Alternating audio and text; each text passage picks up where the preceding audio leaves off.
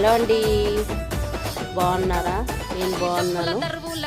అందరికీ బోనాల శుభాకాంక్షలు. అమ్మవారికి నైవేద్యం వండుకున్నానండి. ఎప్పుడు మేము దుర్గమ్మతోటే బోనం చేపిస్తాం.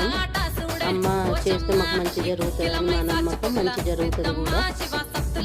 దానికి ఎప్పుడైనా అమ్మతోటే చేపిస్తాం మేము బోనం.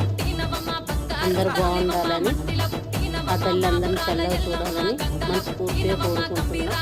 అందరూ బోనాల శుభాకాంక్షలు.